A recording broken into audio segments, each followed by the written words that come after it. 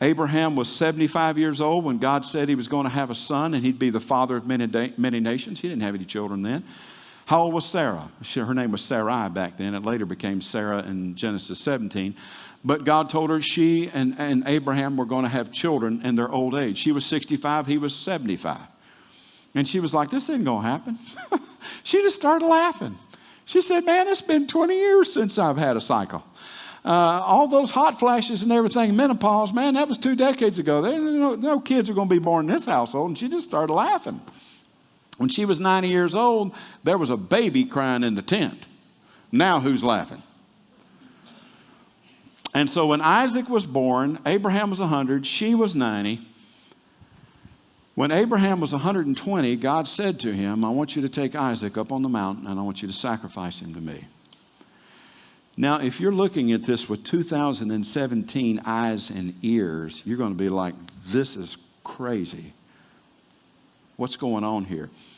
Just a real quick dose of history. Human sacrifice was very common in that era.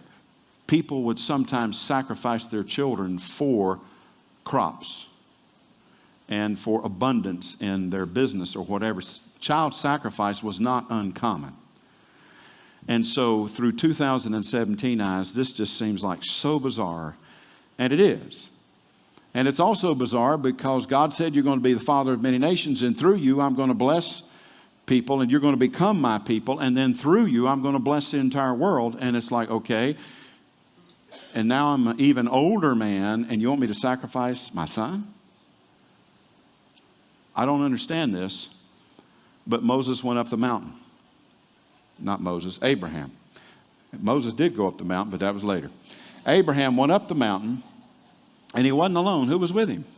Isaac. How old was Isaac?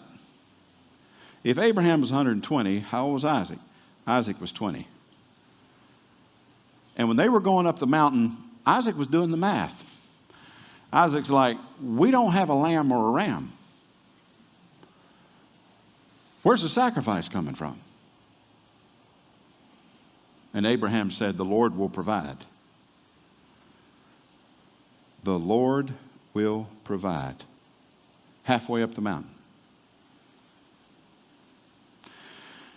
The Lord will provide.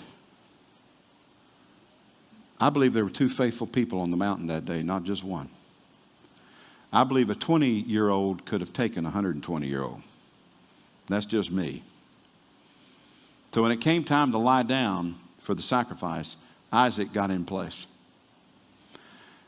And when Abraham, I keep wanting to say Moses, when Abraham raised up his knife, the angel of God came to him and said, no, the Lord has seen your faithfulness and your obedience.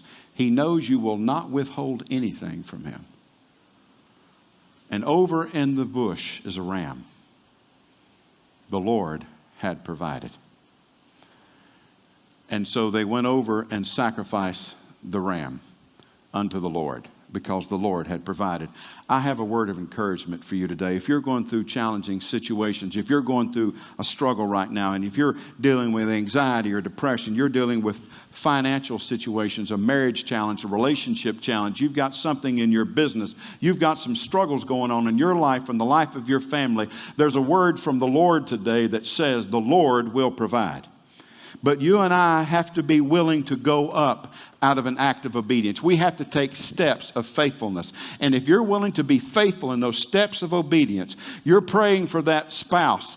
You're praying for that spouse who you don't know if they're going to come in line with the will of the Lord. But I'm challenging you, just keep being faithful, keep being obedient, because the Lord will provide. You're praying for a wayward child right now, and you don't know what's going to happen to him or her, but I'm telling you, you keep being faithful, you keep being obedient like Abraham was, and the Lord will provide. You're having challenges in your finances. You're having challenges in other relationships. You don't know about your workplace or your business or your future. You keep being faithful. Take the steps that you need to take of obedience, and the Lord will provide.